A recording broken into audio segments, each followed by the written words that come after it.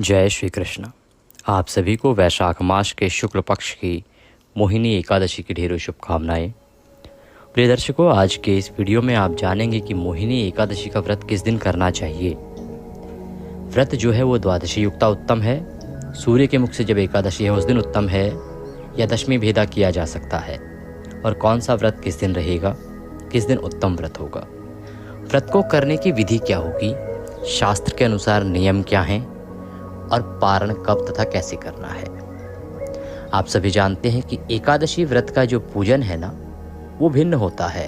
हम अपने चैनल पर प्रत्येक एकादशी पर आपको अलग अलग एकादशी की अलग अलग पूजा विधि के बारे में बताते हैं। और ये जो एकादशी है मोहिनी एकादशी, ये एकादशी दर्शकों बहुत ही अलग है। कारण क्या है? पहली तो ये बैसाख की एकादशी है। वैशाख महीना सभी मासों में सबसे अलग है और सर्वश्रेष्ठ है, एक कारण। दूसरा, इस एकादशी का सीधा संबंध है समुद्र मंथन से। समुद्र मंथन जब देवताओं और दानवों के बीच में हुआ, उससे अमृत कलश अंत में जब निकला तो उस अमृत कलश के वितरण के लिए भगवान श्री हरि विष्णु ने मोहिनी का रूप धारण किया था और उस दिन एकादशी का दिन था, इसीलिए ये मोहिनी एकादशी कहलाती है। इसकी विधि अलग इसलिए है क्योंकि ये वैशाख के अंतिम 5, जिसे पचभीषक कहते हैं, उसकी शुरुआत का दिन होता है। तो इसके जो नियम है ना, उनमें सर्वप्रथम आपको बताएं कि इस एकादशी के स्नान की जो महिमा है वो बहुत अधिक है।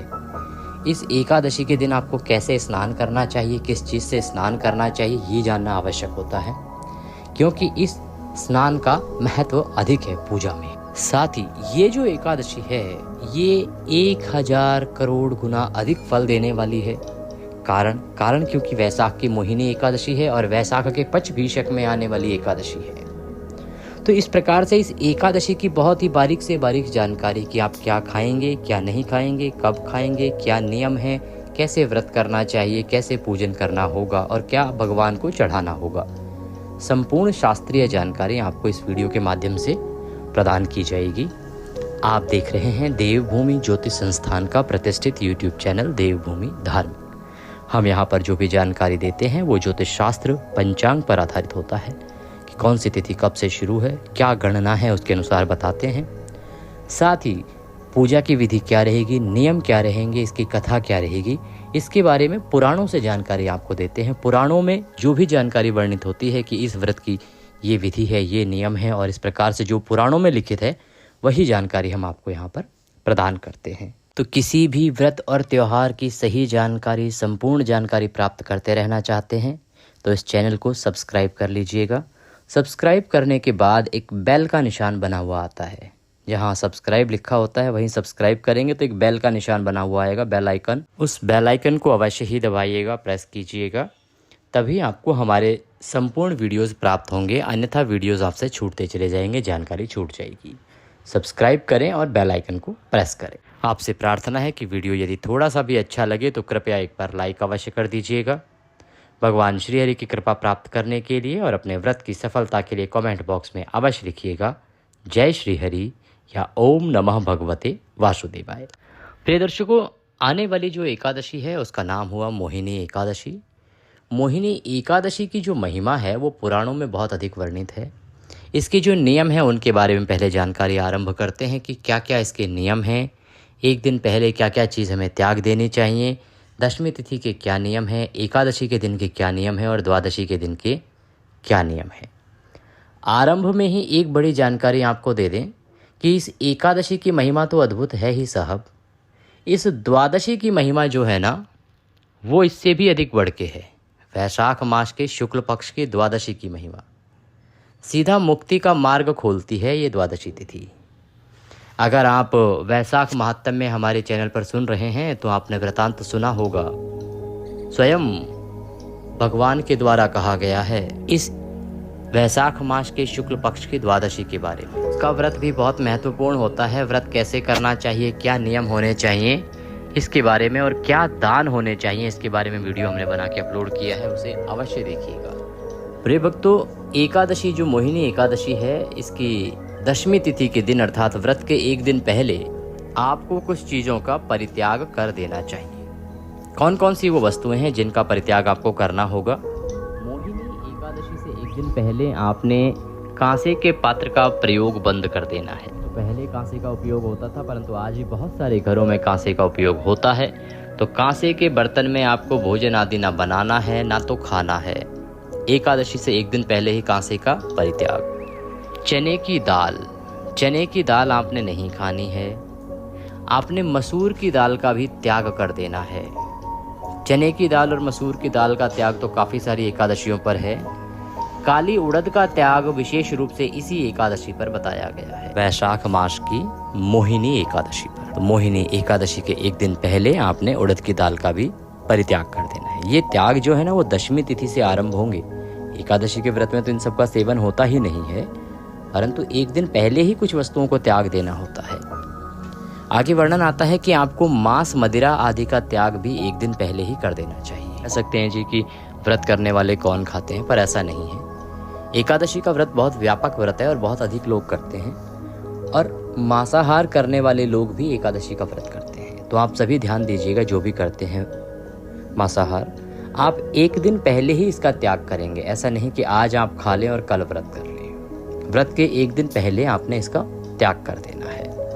मांस, मदिरा आदि को छूना भी नहीं है। एकादशी से एक दिन पहले अर्थात दशमी तिथि को ही आप शहद का परित्याग कर देंगे। शहद का प्रयोग वर्जित बताया गया है दशमी तिथि से। अब इसमें एक बात आपको महत्वपूर्ण बताना चाहेंगे कि दशमी तिथि को शहद का प्रयोग वर्जित है, एकादशी को वर्जित है, लेकिन जो वैशाख मास के शुक्ल पक्ष की द्वादशी तिथि है ना, जिसकी महिमा की हम बात कर रहे थे कि बहुत अधिक है, उस द्वादशी तिथि पर विशेष रूप से शहद का प्रयोग बताया गया है। वो कैसे प्रयोग करना है, क्या करना है, उसके बारे में हम आपको बताएंगे। मोहिनी एकादशी पर केवल एक दिन पहले और व्रत वाले दिन ही आपने शहद का त्याग करना है। जो द्वादशी का दिन होगा, पारण वाला दिन होगा, उस दिन तो शहद का बहुत बड़ा महत्व है। उसके बारे में हमने वीडियो में बताया है, उसको देखिएगा, वहाँ जानिएगा। चने के साग का परित्याग है, हरी पत्तेदार सब्जियों का परित्याग है। ये त्याग है जो आप व्रत के एक दिन पहले ही कर देंगे। नियमों के अनुसार दिन को व्यतीत कीजिए। ब्रह्मचर्य का पालन आपने एक दिन पहले ही आरंभ कर देना है। रात्रि को दंत धावन आदि करके सोइए। नियम कहता है कि आपको रात्रि को अन्न ग्रहण नहीं करना चाहिए व्रत के एक दिन पहले ही, पर हम कहेंगे कि आपका शरीर साथ देता है, क्योंकि शरीर और स्वास्थ्य को देखना आवश्यक है। स्वास्थ्य आपका अच्छा है, साथ देता है, तो आप इस नियम को मानिए। अन्यथा आप रात को आहार ग्रहण कीजिए, क्योंकि बहुत सारे लोगों की बहुत सी दवाई गोली भी चल रही होती हैं। स्वास्थ्य का ध्यान पहले है, उसके बाद बाकी चीज़ों का है। तो आप रात्रि को आहार ले सकते हैं। उसके बाद आप दंत धावन आदि करके, टूथब्रश आदि करके ही शयन कीजिएगा, जिससे कि अन्न का कोई दाना आपके मुंह में अब ना रहे। एकादशी वाले दिन आपको ब्रह्म मुहूर्त में उठना है। इस एकादशी पर हमने कहा स्नान की बड़ी महिमा है साहब। तो संभव है तो ब्रह्म मुहूर्त में उठिए। 4:30 बजे से ब्रह्म मुहूर्त आरंभ होगा, क्योंकि 6 बजे से पहले सूर्योदय हो रहा है। 4:30 बजे जो है वो ब्रह्म मुहूर्त का समय रहेगा, 4:30 से 5:15 के बीच में। तो आपको ब्रह्म मुहूर्त में उठने के बाद दैनिक क्रियाकलापों से निवृत्त होकर स्नान करना है। स्नान कैसे करना है, इस पे ध्यान दीजिए। स्नान करने के लिए कहा गया है कि इस दिन आपको गंगा जी में स्नान करना चाहिए, यमुना जी में स्नान करना चाहिए, सरस्वती या अन्य किसी पवित्र नदी में स्नान करना चाहिए। त्रिवेणी संगम का बहुत अधिक महत्व है। अब अगर आप जा सकते हैं तो इन नदियों पे जाइए, स्नान कीजिए। अगर आप नहीं जा सकते हैं तो आप क्या करेंगे? ब्रह्म मुहूर्त में उठिए। नहाने का जो पानी हो आप भरेंगे ना, उस बाल्टी को अच्छे से साफ कीजिए। साफ करने के बाद उसमें थोड़ा सा गंगा जल मिला लीजिए, या जिस भी किसी पवित्र नदी का आपके पास जल है वो मिलाइए। पहले भर लीजिए बाल्टी में वो जल, चाहे 2 बूंद है तो 2 बूंद, 10 बूंद है तो 10 बूंद, आधी बाल्टी है तो आधी बाल्टी, जितना आपके पास संभव हो पाएगा उतना आप उसमें डाल लीजिए। हम ये नहीं कहेंगे सारा समाप्ति कर दीजिए, आगे भी आवश्यकता होती है तो आपकी अपनी समझ के हिसाब से आप उसमें पहले गंगा जल या जो भी जल है आपके पास वो डालिए। आपके पास यदि त्रिवेणी का जल है तो उसका प्रयोग भी आप यहाँ पर कर सकते हैं। अति कल्याणकारी है, क्योंकि इस दिन त्रिवेणी के जल से स्नान बहुत ही अधिक पुण्यदायी बताया गया है। इससे संबंधित वीडियो भी हमने आपके लिए अपलोड किया था, उसको आपने आशा करते हैं देखा होगा। तो वो जल उसमें भरिए। उसके बाद उसमें शुद्ध जल भर लीजिए। उत्तर दिशा की ओर मुख करके हर हर गंगे या जय मां त्रिवेणी बोलते हुए स्नान कीजिएगा। जल भरने की विधि हमने आपको बताई थी। त्रिवेणी का स्नान अगर आपने करना है तो उसका जो मंत्र है वो हमने उस वीडियो में बताया है, तो उसको आप अवश्य देख लीजिएगा कि किस मंत्र के द्वारा आपने त्रिवेणी का जल उसमें डालना है और किस मंत्र के द्वारा स्नान करना है। वो त्रिवेणी की महिमा हमने बताई है कि इस मोहिनी एकादशी पर त्रिवेणी स्नान का फल आप कैसे प्राप्त करेंगे। त्रिवेणी स्नान या त्रिवेणी का जो जल है ना, उसके सबसे महत्वपूर्ण 2 प्रयोग क्या हैं जो इस एकादशी पर आपको करने चाहिए। तो उसमें जल भरने की विधि भी हमने बताई है मंत्र के साथ कि त्रिवेणी का जल आप जब बाल्टी में डालेंगे तो किन मंत्रों का प्रयोग करेंगे, वो आप अवश्य ही देख लीजिएगा। बड़ी महिमा है साहब इस एकादशी पर त्रिवेणी के जल से स्नान करने की। तो इस प्रकार आपने स्नान कर लेना है। स्नान करने के बाद स्वच्छ वस्त्र धारण कीजिए। स्वच्छ वस्त्र धारण करके सबसे पहले कुछ आवश्यक जल हैं जो इस एकादशी पर आपने देने हैं। पहले हम कहते थे भास्कर जी को जल दीजिए, भगवान भास्कर सूर्यदेव को, लेकिन अभी बहुत सारे और जल हैं जो बहुत आवश्यक हैं। 1 लोटा जल भरिएगा और वो 1 लोटा जल आप यमराज को अर्पित कीजिएगा। त्रिवेणी के जल के साथ अगर देंगे तो बहुत उत्तम रहेगा। यमराज को कैसे देना है, दक्षिण दिशा की ओर मुख कीजिएगा और जल अर्पित कीजिएगा जैसे बाकी सूर्यदेव आदि को आप अर्घ्य देते हैं। निवेदन कीजिएगा यमदेव से कि हे यमराज जी महाराज, ये जल हम आपको अर्पित कर रहे हैं, इसे आप स्वीकार करें और दया का आशीर्वाद प्रदान करें। यमराज को जल दीजिएगा। यमराज को जल देने के बाद आप पितरों को जल अवश्य दीजिएगा इस एकादशी पर। अति कल्याणकारी है साहब ये एकादशी। पितरों के लिए, पितरों की मुक्ति के लिए, पितरों की तृप्ति के लिए केवल 1 लोटा जल ही तो देना है। त्रिवेणी का जल उसमें मिला लेंगे तो बहुत कल्याण होगा आपका भी और पितरों का भी। जल दीजिए पितरों को कि हे मेरे पितरों, ये हम जल आपके लिए अर्पित कर रहे हैं, इसको आप स्वीकार करें। जो भी आपके पितर हैं उनको स्मरण करते हुए उनको जल दीजिएगा। इनको जल भी दक्षिण दिशा की ओर मुख करके ही देना है। 2 कार्य। तीसरा आपने जल देना है सूर्यदेव को। चौथा, आप अगर तुलसी माता को जल देते हैं तो वो दीजिए, पीपल पर देते हैं तो वो दीजिए। आप कहेंगे पंडित जी एकादशी है, तुलसी माता को। प्रिय भक्तों, एकादशी के दिन तुलसी माता को जल देने में अपराध नहीं है। एकादशी को तो पूजन होता है ना, विवाह होता है। तुलसी विवाह कब होता है, एकादशी को होता है। तो एकादशी के दिन किसी भी पुराण में नहीं बताया गया है कि आपको जल नहीं देना है या तुलसी का पूजन नहीं करना है। द्वादशी को वर्जित है। इससे संबंधित भी एक बहुत ही गहरी शास्त्रीय जानकारी के साथ हमने वीडियो अपलोड किया था, वो भी आपको देखना चाहिए, जिसमें हमने 5 पुराणों से आपके लिए जानकारी ढूंढ के निकाली थी कि कौन कौन से पुराण में क्या क्या वर्णन है, तुलसी को जल कब देना चाहिए, कब नहीं देना चाहिए, क्या अपराध है, कब मंजरी तोड़नी चाहिए, कब पत्ते तोड़ने चाहिए। उनके एक एक श्लोक के बारे में हमने उस वीडियो में आपको बताया है। आपको बताएं कि एक भी श्लोक एकादशी से संबंधित नहीं है। उसमें किसी भी पुराण में वर्णन आता ही नहीं है कि एकादशी को आपने तुलसी को जल नहीं देना है या पत्ता नहीं तोड़ना है। और बहुत सारी बातों में आता है, अमावस्या है, पूर्णिमा है, बहुत सारे वार हैं, तिथियां हैं, उनके बारे में बताया गया है। आप वो वीडियो भी देख लीजिएगा। इससे तुलसी माता से संबंधित पूजा के जितने भी आपके सवाल हैं ना, उनका शास्त्रीय आपको निवारण मिल जाएगा। पुराणों के अनुसार क्या जानकारी है वो आपको पता चल जाएगी। तुलसी माता को जल दीजिएगा। ये जल देने के बाद अब आपने पूजन आरंभ करना है। पूजन करने के लिए पूजन की सामग्री एकत्र कीजिए। जो भी आपका पूजा स्थल है ना, वहाँ की साफ़ सफाई कीजिए। साफ़ सफाई करने के बाद उत्तर दिशा की ओर मुख करके बैठ जाइए और सामग्री क्या है वो एक बार देख लीजिए, जिससे कि आप समय से उसको ले आएँ। सामग्री में भगवान की एक चित्र, प्रतिमा या तस्वीर आपके पास होनी चाहिए। भगवान श्री हरि विष्णु या माधव स्वरूप की। एक चौकी हो तो चौकी लीजिएगा। उस पर बिछाने के लिए यदि पीला वस्त्र मिल जाए तो उत्तम है, पीला वस्त्र लीजिएगा। रौली, मौली, पान, सुपारी, लौंग, इलायची, धूप, दीप, नैवेद्य। भगवान को अर्पित करने के लिए पंचामृत बनाने के लिए कच्चा दूध, दही, घी, गंगाजल और शक्कर, ये 5 चीजें। शहद क्योंकि वर्जित है इसलिए नहीं डालना है। ये चीज़ें होनी चाहिए आपके पास। भगवान को अर्पित करने के लिए खुले फूल, फूलों की माला होगी आपके पास, वो ले लीजिएगा। जनेऊ अवश्य लीजिएगा और इत्र ले लीजिएगा। ये है सामग्री पूजा की जो आपने प्रयोग में लानी है। नैवेद्य के रूप में जो भगवान को अर्पित करेंगे वो इस एकादशी पर बताया गया है।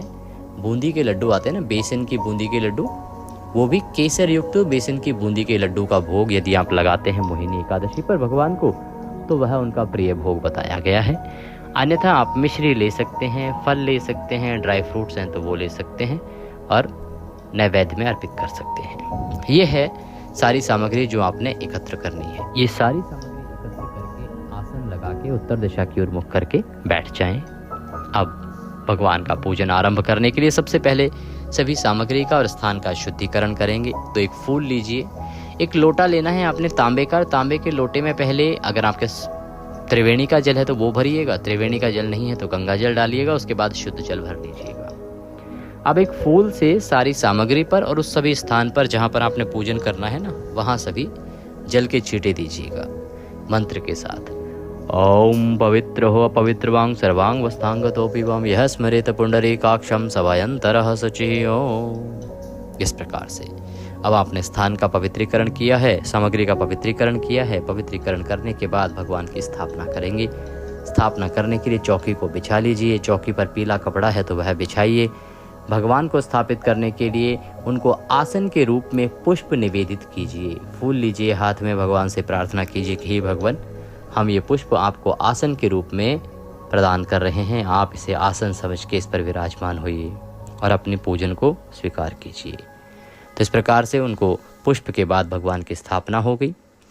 ये जो स्थापना है उसमें यदि मान लीजिए किसी के पास चौकी नहीं है तो कोई बात नहीं, पीला वस्त्र नहीं है तो कोई बात नहीं, ये आपकी साधन संपन्नता के ऊपर है। जैसे आपके पास सुख सुविधाएं हैं उसके अनुसार आप देखिएगा। अगर आपके पास चौकी ना हो तो जो भी उपयुक्त स्थान हो ना, साफ सुथरा, उसको पवित्र आपने करना है। इसी विधि से आप पृथ्वी पर रखकर भी भगवान की पूजा कर सकते हैं। यदि आपके पास कच्चा मकान भी है ना, तो वहाँ भी आप पृथ्वी पर रखकर आप उस स्थान को पहले अच्छे से लीप लीजिए। लीपने के बाद जैसे पवित्रीकरण हमने बोला था वैसे ही पवित्र कर लीजिए और पुष्प के रूप में आसन दीजिए भगवान को, क्योंकि आसन तो आप भाव से पुष्प दे ही रहे हैं ना। कोई औचित्य नहीं रह जाता कि आप चौकी पर रखकर कर रहे हैं पूजन, पृथ्वी पर रखकर कर रहे हैं। भाव यह है कि आपने पहले भगवान को आसन देना है और आसन के बाद भगवान को विराजमान कर देना है। तो आप भगवान को आसन पर विराजमान कर रहे हैं, पृथ्वी पर, चौकी पर, इधर उधर कहीं भी नहीं। पूजा में भगवान कहते हैं कि जैसी आपकी सामर्थ्य हो ना, उसके अनुसार साधन दीजिए। अगर आपकी सामर्थ्य है चौकी वाली तो आप चौकी निश्चित रूप से लगाइए, चौकी पर विराजमान कीजिए। नहीं है तो कोई बात नहीं। भगवान की स्थापना करने के बाद अब 1 चम्मच जल अपने सीधे हाथ पे लीजिए और हाथ धो लीजिए। हस्तो प्रक्षालनम। एक एक मंत्र पर 1-1 चम्मच जल आपको स्वयं पीना है। सीधे हाथ पर 1-1 चम्मच जल लीजिएगा और 1-1 मंत्र पर 1-1 चम्मच जल पी जाइएगा। ओम माधवाय नमः, जल लीजिए पी जाइए। ओम नारायणाय नमः, जल लीजिए पी जाइए। ओम केशवाय नमः, जल लीजिए पी जाइए। ओम ऋषिकेशाय नमो नमः, हस्तो प्रक्षालनम, जल लीजिए, हाथ धो लीजिए। हाथ धोने के बाद अपने आप को तिलक कीजिए। मौली है तो मौली बांधिए। आपके पारिवारिक जन यदि बैठकर पूजन कर रहे हैं तो उन्हें भी तिलक कीजिए, मौली बांधिए। अब सबसे पहले जो धूप और दीप है उसको प्रज्वलित कीजिए। घी का दिया जलाइए और धूप जलाइए। व्रत का संकल्प करेंगे। संकल्प करने के लिए सीधे हाथ में जल लीजिए। 1 रुपये का सिक्का दक्षिणा के रूप में कम से कम रखिए, अधिक जो रखना चाहें वो रख सकते हैं। 3 बार बोलिए ओम श्री विष्णु, ओम श्री विष्णु, ओम श्री विष्णु। अपना नाम, अपना गोत्र, जिस स्थान पर बैठकर संकल्प कर रहे हैं वहाँ का मकान नंबर, क्षेत्र का नाम, शहर का नाम, वैशाख मासे शुक्ल पक्षे मोहिनी एकादश्यायाम पुण्यतिथि हो, आयु आरोग्यता प्राप्त्यार्थाय, सुख संपत्ति प्राप्त्यार्थाय मोहिनी एकादशी व्रत पूजनम संकल्पम संकरिष्ये। बोली सौ श्री विष्णु शरणौ शरणम प्रपद्ये और वह संकल्प भगवान के चरणों में अर्पित कर दीजिए। इस प्रकार से आपने संकल्प करना है। संकल्प करने के बाद पूजन आरंभ करेंगे तो भगवान के सामने एक पात्र रख दीजिए। यदि आपने तस्वीर स्थापित की है, तस्वीर या चित्र है ना, तो उनके सामने कोई कटोरी या कुछ पात्र रख दीजिए जिसमें कि आप पूजा की सामग्री को अर्पित करते जाएंगे, चढ़ाते जाएंगे। इससे क्या होगा, सामग्री जो है पैरों में नहीं आएगी, फैलेगी नहीं, अनादर नहीं होगा उसका। सबसे पहले भगवान को पद्य अर्घ आचमनी अर्पित किया जाता है। तो 1-1 चम्मच जल 1-1 मंत्र पर आप भगवान को अर्पित करेंगे। ओम भूर्भुवस्व ओम श्री मोहिनी एकादश्यायाम पुण्यतिथियो भगवान श्री हरि पूजनम प्रारंभः कुरुः। पूजन निमित्तार्थाय पद्यम समर्पयामि।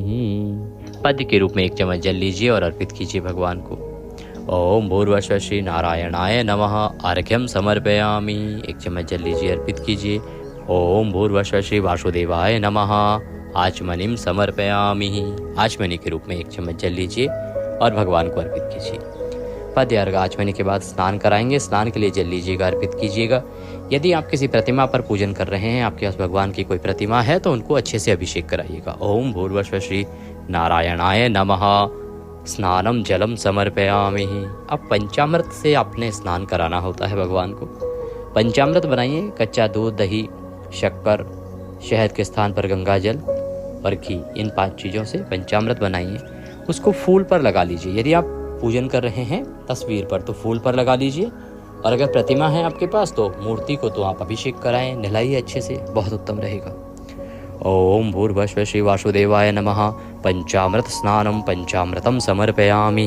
पंचामृत अर्पित कीजिए। शुद्ध जल से फिर से आप स्नान कराएंगे। अब शुद्धोदक स्नानम। ओम भूर्भुवः श्री वासुदेवाय नमः। शुद्धोदक स्नानम शुद्ध जलम समर्पयामि।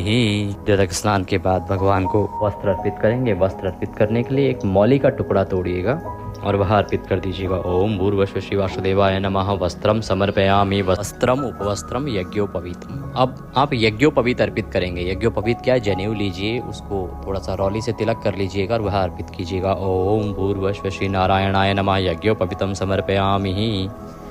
अब भगवान को इत्र अर्पित कीजिए। ओम भूर्भुवः श्री वासुदेवाय नमः। इत्रम समर्पयामि। इत्र पुष्प पर या रुई पर लगाकर आप चढ़ा सकते हैं। पुष्प अर्पित कीजिएगा। ये फूलों की माला है तो पहनाइएगा। ओम भूर्भुवः श्री वासुदेवाय नमः। पुष्पम समर्पयामि। माल्यार्पणम कुरुः। माला पहनाने के बाद, पुष्प अर्पित करने के बाद धूप दिखाएंगे, दीप दिखाएंगे भगवान को। ओम भूर्भुवः श्री वासुदेवाय नमः। धूपम अर्पयामि। ओम भूर्भुवः श्री वासुदेवाय नमः। दीपम दर्शयामि। नैवेद्यम समर्पयामि। अब नैवेद्य अर्पित करेंगे भगवान को। नैवेद्य के रूप में आपके पास अगर लड्डू है तो लड्डू अर्पित कीजिए, आपके पास मिठाई है तो मिठाई चढ़ाइए, या मिश्री आदि जो भी है वह अर्पित कीजिएगा। ओम भूर्भुवः श्री वासुदेवाय नमः। नैवेद्यम समर्पयामि। नैवेद्य के बाद जलाचमनी कराइएगा। 1 चम्मच जल लीजिएगा, अर्पित कीजिएगा। ओम भूर्भुवः श्री नारायणाय नमः। भोजनान्ते जलाचमनिम समर्पयामि। जलाचमनी कराने के बाद अब तांबूल अर्पित किया जाता है। तो पान का पत्ता लीजिए, उसमें 2 लौंग, 2 इलायची और 1 सुपारी रखिए, उसका बीड़ा बनाइए और वह अर्पित कीजिए। ओम भूर्भुवः श्री नारायणाय नमः। तांबूलम समर्पयामि। तांबूलम पूंगी फलम शुभ दक्षिणायाम शुभदो वरदो भवः। दक्षिणा के रूप में जो भी आप राशि चढ़ाना चाहें वह आप अर्पित कर दीजिए। ओम भूर्भुवः श्री वासुदेवाय नमः। शुभ दक्षिणायाम समर्पयामि।